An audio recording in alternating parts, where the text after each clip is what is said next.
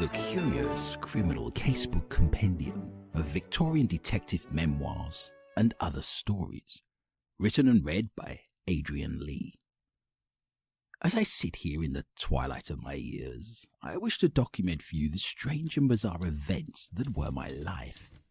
Looking back at my career in isolation, I feel that the historical facts of the 19th century have been reflected in a Victorian funhouse mirror. Thus, these memoirs read like a cross between a H.G. Wells novel and a Sherlock Holmes serialization. I guess that copying from one person is stealing, but copying from everyone is research. My name is Frederick Eugene Trevenna. I was born in Devizes in 1820, a small market town and civil parish in Wiltshire, England. My family came from a long line of clockmakers, but I showed a greater ambition and travelled to London at the tender age of 16 to enlist with the Metropolitan Police Force, where I was appointed to N Division Islington with the warrant number 56101. I impressed my superiors and just a mere 2 years later was promoted to the position of sergeant. I was then reassigned to Y Division Highgate before rising to Detective Inspector on March 10, 1859. I was transferred 3 days later and placed in charge of H Division's newly formed CID branch at Whitechapel. From this position, I successfully solved the duel at Jacob's Island case in 1860 and the Curse of the Gypsy's Kiss in 1861. In 1872, I was promoted once more to superintendent after successfully solving the mysterious case of the Silver Angel. The stories presented here are completely true and unravel themselves under a false veneer of Victorian morals, drowning in a sea of modernity. Each case brought with it a tide of technological advances for aiding in the apprehension of criminals, utilizing breakthroughs in medical science, steam engines, electricity, balloon modelling, origami, gigantic vegetables, and advances in jam manufacturing. This was all played out in front of a meta-narrative that embraced every aspect of Victorian society, including prostitution, gambling, smuggling, opium dens, child labour, degradation, dereliction, debauchery, and alcoholism, as well as the more dystopic and darker aspects of life, like variety hall music acts, those small triangular cut cucumber sandwiches that seem so popular these days, entomology, and the French. I retired from police work on February the 3rd, 1888, having received 82 commendations and awards. I am now spending my semi-retirement writing from a small south-facing villa in Monte Carlo, where I find light distraction by working 3 days a week as a private enquiry agent for the European branch of the Pinkerton National Detective Agency of America. Each day now passes, I find myself hoping with all my heart that there will be crime in heaven.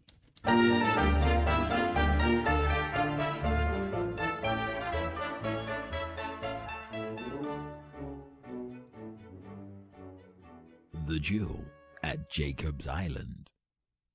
I was summoned to the Home Office in Whitehall, where I find myself standing in front of the Police Commissioner, Sir Alfred Meldrop, and Lord Henry Malvern, industrialist, philanthropist, and politician.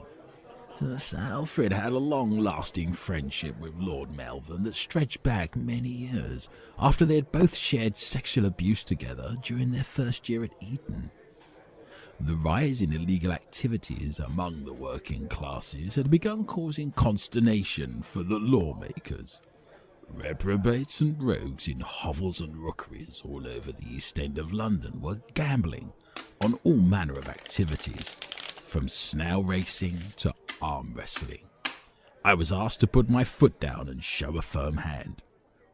This conversation started a chain of events that took place during the Christmas of 1890 that became known as the duel at Jacob's Island.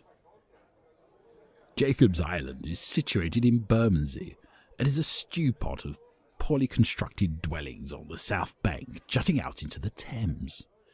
Every available area of rotting ground is crammed, full of densely populated areas of gloomy narrow streets and alleyways, filled with every manner of illicit activity.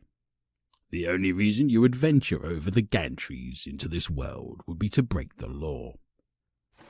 Before investigating this sodomistic squalor, I nipped into my potting shed to retrieve an old gardening overcoat and my working trousers. This would at least allow me the benefit of not drawing attention to myself as I entered into the abyss.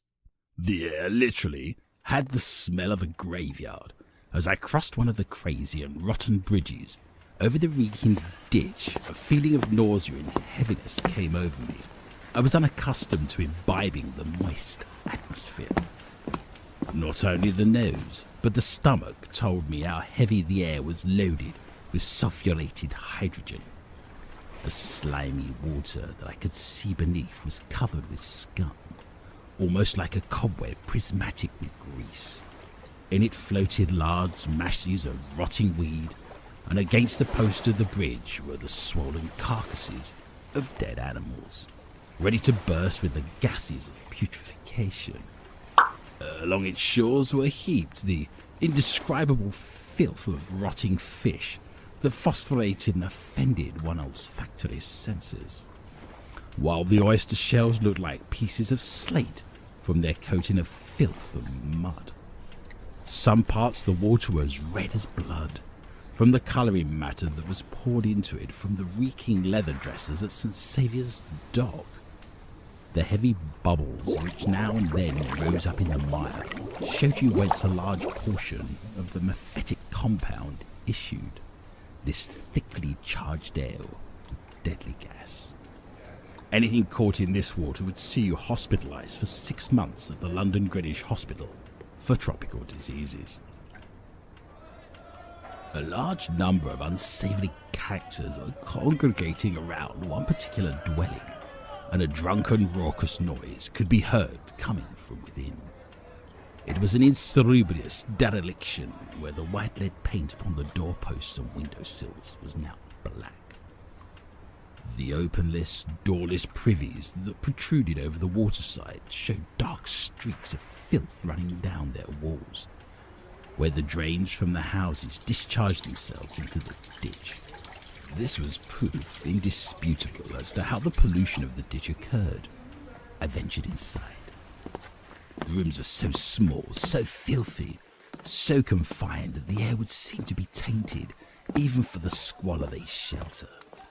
Dirt besmirched walls and decaying foundation, every repulsive lineament of poverty and every loathsome indication of filth, rotten garbage were my surroundings. It was these kinds of sobering experiences that had turned me towards drinking. The whole room reeked of moral ambiguity as I glanced at the thieves, cutthroats, illegal immigrants, sailors, gypsies, flunkies, and murderers. It was the opening of the doors to Hades, a glimpse into the gambling den of iniquity. I suspect others would call it a window of opportunity. I familiarized myself with all possible exits. I noticed many drunken women lolloping over the tables and chairs in various stages of undress. One harlot stumbled to her feet, with her left breast clearly on display from a poorly adjusted blouse. Her squint meant that one eye was looking at me, as the other searched for me in vain. In a vaporous, gin-soaked breath, she exclaimed, "Beneficially to me, Quanto. I'm very flexible after a drink or two." I told her that I was not flexible, as I could only make Wednesdays and Friday nights. Such is the busy workload of a Metropolitan Police Superintendent. Then, without warning, she darted a penetrating erect tongue into my mouth, with all the warm sensuality of a gravid toad building a nest. I pushed her away. My attentions were then seized by a dancer engaged in various vicarious movements. She slithered in a seductive salami manner around what can best be described some sort of pole or totem in the centre of the room that in any other circumstances an industrial architect would call a roof support. All kinds of enthusiastic, sweat-inducing gymnastic forms were then engaged upon, and her ankles could be clearly seen on several occasions as she went about her moist proclivities. If her parents were alive today, they would be turning in their graves.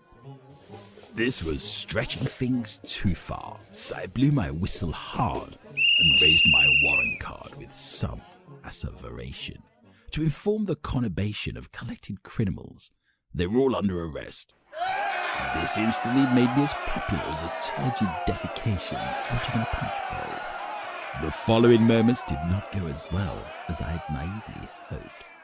I fumbled in my pocket for my trusty revolver, but only managed to present a ball of twine, half a packet of mustard seeds, and a dibber. A rain of bottles, random gunfire, chairs, and all manner of miscellaneous debris became the byproduct of an unfortunate riot that had now ensued. The equipment to be able to securely tie a leggy sweet pea or make a 3-inch hole for a bulb left me sadly deficient in the tools required to quell such events. An un-British magnanimous retreat was required to preserve one's present state of health, as my wicket was being thoroughly knocked. I quickly threw my overcoat upon the dancer to protect her from the onslaught, and made swift my exit with her bundle under my arm. It is these kinds of exciting incidents that makes my day rise above the normality of a boring standard framework of what society deems a necessary constant. We ran with all the smedum we could muster as the distant sounds of the Alagrugus hullabaloo drifted and dissipated into the night air. We finally came to a halt in the sanctuary of George Row. I asked the breathless dancer what sensuous, melodious name the good Lord had seen fit to bestow upon such an Aphrodite of feminine utopia. She replied, "It's Edith Muggle!" and then darted into the darkness of the night. I waited for a carriage to take me north of the river. I was invited for afternoon prandial at the home of Lord Malvern the following day to discuss my findings. He owned a palatial hunting lodge in Richmond Park.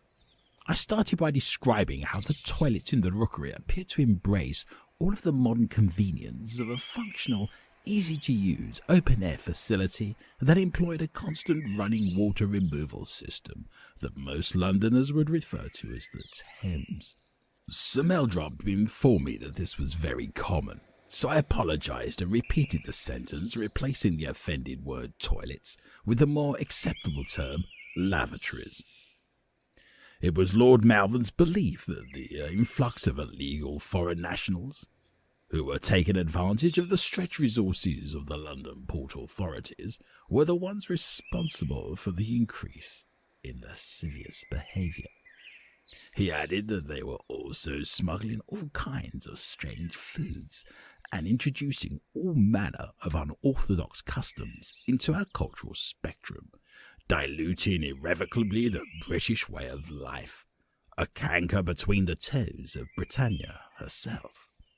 I, for one, did not want to see our traditional English Christmas fairs soiled with the addition of substandard foreign imported comestibles from far-flung countries of the second and third world. I was not about to sit idly by and watch my traditional turkey dinner with roast potatoes and cranberry sauce, accompanied afterwards with a few bars of Silent Night, a fat cigar, and a glass of port, messed around with by alien imports and strange foodstuffs from foreign countries. I was told sternly by Lord Malvern that the time for talking was over, and that he wanted to see action taken with the strong arm of the law feeling the collar of the criminal underclass. He informed all concerned that we would no longer be working with rhetoric and cliches, as this was all water under the bridge now. No more platitudes. Sir Meldrum shook my hand and ushered me out of the room, as I thought long and hard on why a small Australasian water-based mammal with a beaked face should not specifically take part in any of our plans. It would certainly not hinder them in any way. I briefly passed Lady Prudence Melville on the way out, who was tending to her winter roses in the glass house on the south terrace. I went looking for Edith. It did not take more than an hour of trawling around the egregious grouts of the bottom of humanity's teacup that were the dollymops of Bermondsey before I found her.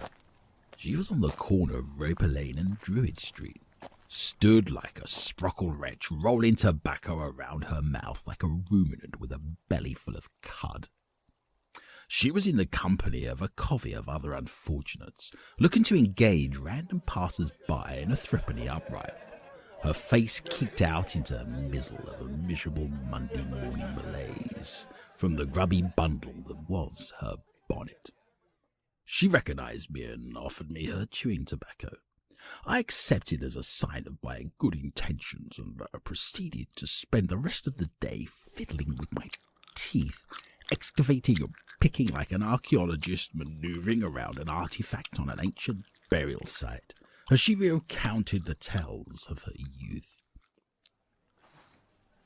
I took her to a tea house in Clink Street, where she warmed her hands around the strongest of black teas. Her story was a sad, tragically familiar one, told with a distracting sibilation as a single chipped front tooth created a whistling delivery. No doubt some sort of asinine jape surrounding the amusing homophonetic theme of organ grinding would normally be inserted firmly at this point for the reader's leisure. But my experiences of the last 24 hours left my sense of humour thin. She had been led astray at a tender age by the family reverend who had poisoned her mind. A figure she trusted and recounted inappropriate bedtime stories after giving her a good tucking in. Jake the vicar was on the surface a valued member of the Whitechapel Church diocese. The size of his tabernacle was said to be very impressive. He would visit Edith's family on Hamlet Street as he worked nearby as a butcher's assistant, to court the affections of Edith's elder sister Gladys. She was not overly enamored with the young man, but the extra sausage he regularly slipped her was much appreciated during lean times, until she grew weary of his advances and broke it off. I just started reading the serialized version of Great Expectations, so tales of poverty and degradation were fresh in my mind. I broke from my thoughts and said, "Do you like Dickens?" Most definitely. But you'll have to pay, like everyone else. Edith was my only way in. Somebody on the inside that could get me to the big players in the gambling circle. If I penetrated their most intimate ring, I could make a big splash with a series of impressive arrests. Edith agreed to help me, and it was not long before I was afforded a table in the rookery for the purposes of illegal gambling.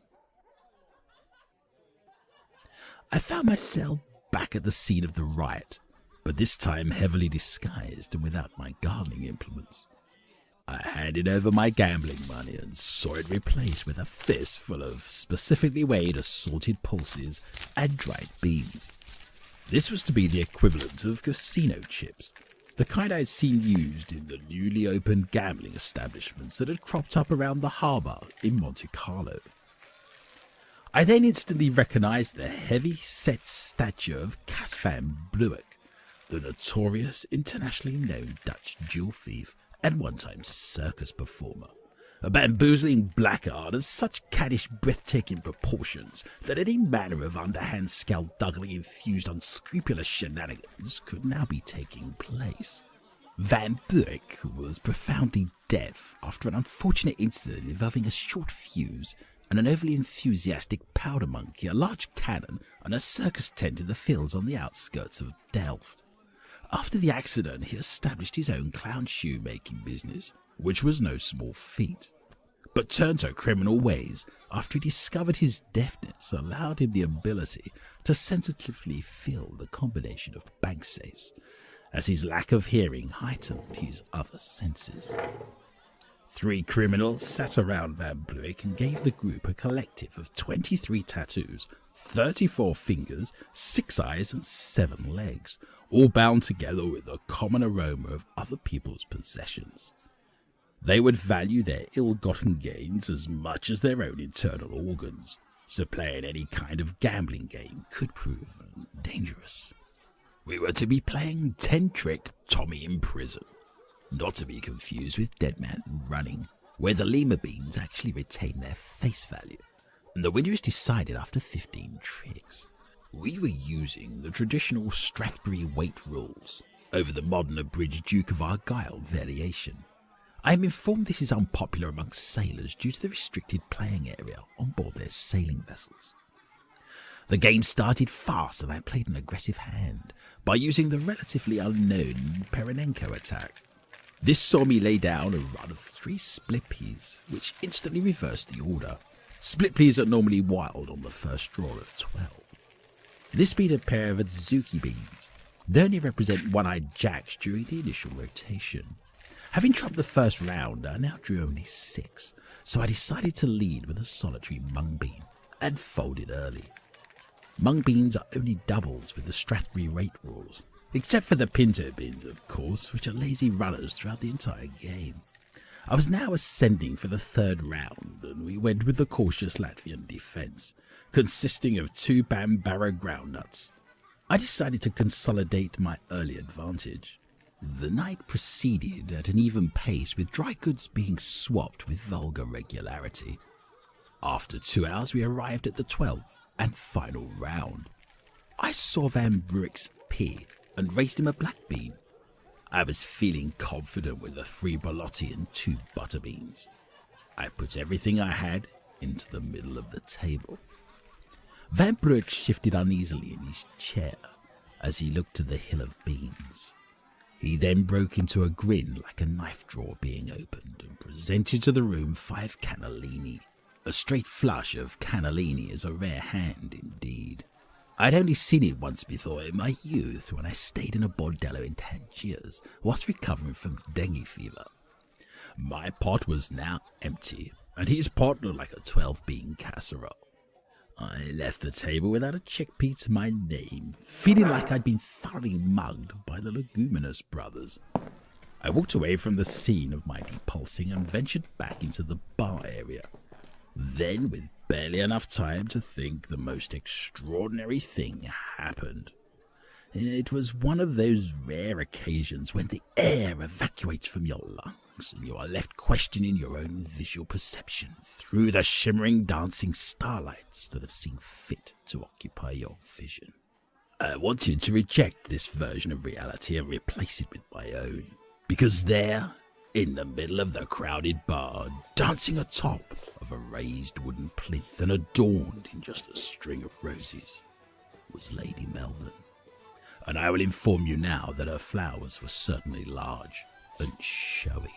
Then a second wave of incredulity hit my damp sand of reality, presented in her belly button plumb in the middle of Lady Melvin's silky, pallid, milky white, sensuous stomach, shining red and gloriously rubious, was the infamous Queen of Burma.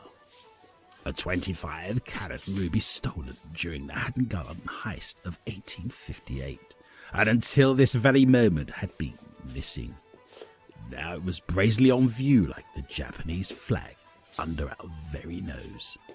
The brightest, most valuable Queen of Burma was mined in the Mogok Valley of Upper Myanmar, in the northern state of Kachin, during the Kombang dynasty. Its pigeon blood-red saturated brilliance was caused by an unusually high presence of chromium and aluminum oxide. This combined richly with its exceptional transparency, facilitated by its unusual lack of rutile inclusions, to make the stone legendary. Its whereabouts had been a mystery and a topic for speculation with crime writers and journalists worldwide. I had suspected Van Bluick masterminded the jewel heist when the crime took place, but had no proof to facilitate the arrest. As I recall, every inch of Jacob's Island and the surrounding communities was searched thoroughly by uniformed officers. It would have been a masterstroke of genius if Van Bruik gave the ruby to Lady Malvern, without her knowing its true value and nature. She would then take it off the island into her home, where no one would search and where security would be of the highest order, only to bring it back to the island the following night, so Van Bruik could keep track of his assets. He could then snatch them back at any time. Lady Malvern then showed a latent skill that would be difficult to describe, an unspeakable act that should not be discussed in public or in the confines of a gentleman's memoirs, that any unsuspecting minor or lady could pick up and read. Suffice to say, it involved a chair, an ornate baroque wall-mounted fountain at a distance of around 6 feet, and a crowd of drunken, cheering men. I had seen enough, and made my second exit in 2 days from this establishment. I decided to splash out on a new hat on the way home to cheer myself up from the night of degradation and debauchery I had witnessed. Passing the water of the Shadwell Basin on my way home, I decided that my silence would be golden. Showering Lord Malvern with the details of his lady wife's late-night discretions would serve no purpose. Silence is not only golden, it is seldom misquoted. I was sure that he must be harbouring his own concerns about why his wife sneaks out of her bedroom late at night and then arrives with the dawn chorus surrounded with the aromatic hint of hybridized tea roses, a corset full of beans, and an empty bladder. I suspected his assiduity towards this case was due to a personal issue he would want to resolve closer to home. Discretion would be advised. It had been a rum-do of a night, and I slept in until late. I gathered as many men as I could find at the station that evening, and we raided the rookery. As we burst into the gambling room, Van Bruik stood up and shouted something in Dutch, before punching Officer Wallace in the face. I did not understand what he was saying, but I wondered if it was like a punctuation in the death signing world, and that Wallace had just experienced a full stop. Wallace responded by kneeing him hard in the lower abdomen region of his gentleman with baubles. I believe this to be a semicolon that divides his sentence firmly into 2 clauses. Then they swapped a whole paragraph of physical punctuation. Wallace put together an impressive series of question marks, asterisks, and ampersands to express himself fully, and Van Bruik did not get up to start the second chapter. We would now be throwing the book at him. Wallace punctuated him so hard that I'm sure his family felt him back home in Holland. I took Lady Malvern by the arm and removed the jewel, giving it to Wallace for safekeeping. Officers ran around the island like ants, and all kinds of gunshots and shouting could be heard. Sparks from a service revolver ignited the gases emanating from the Thames and created a loud explosion. Fire then raced across the river in biblical proportions and quickly took a hold of the dilapidated wooden structures. We left the rookery with some considerable alacrity as we felt the heat of the fire licking against our backs. A shot then rang out into the night. I looked over my shoulder nervously as a cry went out. I saw Officer Wallace crumple to the floor like a punctured accordion, with the silhouette of Van Bruik's large frame standing against the fiery backdrop holding a gun. With his fists of ham and fingers of butter, and the debilitating distraction of a fresh bullet wound, Wallace let the ruby slip from his grasp. The ruby bounced soundly on the wooden duckboards like a conga. Then, in a slow tableau of inevitability, due to its dodecahedronal cut, it landed on a corner and veered away from the gantry and into the soupy water with an unsatisfying plop. The red slowly dissipated as it plummeted into the dark green, murky blackness, like the tail light of a steam locomotive disappearing down the track on a foggy night in Devon. I peered in with all the concentration of a gypsy gazing into a crystal ball when there's a penny at stake. Several bubbles and a burst of funnel cloud Thames mud were now the only traces of its path. The ruby had gone. Only some sort of trained riverbank-dwelling, semi-aquatic base mammal with a pronounced shovel-like appendage could retrieve such an item now. I looked briefly, but one did not present itself. Officer Wallace sat in funereal silence, slowly shaking his head as smoke drifted up from the bullet hole that had ripped through the right foot of his police-issued boot. Not even the skill of a trained cobbler could rescue that state of affairs, and Wallace was looking at a deduction from his wages for damaging government property. Van Bruick then jumped into the encrusted water in a bid to retrieve the lost gem. He did not resurface. Oh! Wallace groaned in pain as we quickly dashed up St. Thomas's Street in a carriage towards Guy's Hospital, via a rather distracting tobacconist on Western Street that stocked a cheeky little Margate Pembroke medium cut long strand pipe tobacco, infused with a multifaceted, rich, dark Virginia aroma and a cognac topping. The remains of the boot were unwrapped, like teasing away the tissue paper surrounding a porcelain Meissen figurine after a house move. Dr. Phillimore informed me that this would be the most delicate of operations and would require all of his skill and dexterity. He prayed that God would guide his hands and asked me to pass him the bowsaw. Wallace would now spend 1/10 less time cutting his toenails. Epilogue. Officer Wallace lost the big toe on his right foot that night. This did not affect his gait, and his duties are still performed without issue. He will, however, never be able to adorn the full symmetry of the flip-flop sandal ever again. Lady Malvern became the secretary of the Royal Horticultural Society and was intrinsic to the organisation receiving its royal charter in 1861. After Lady Malvern impressed Prince Albert with a formal dinner by revealing her chinesis against the west wall of the Rose Garden, in between the fish and the mead course. Cas Van Bruick's body was found face down in the mud 7 days later at Tilbury in the Thames estuary, some several miles upstream. He was tried in absentia and found guilty of theft, illegal gambling, organised crime, and the attempted murder of a police officer.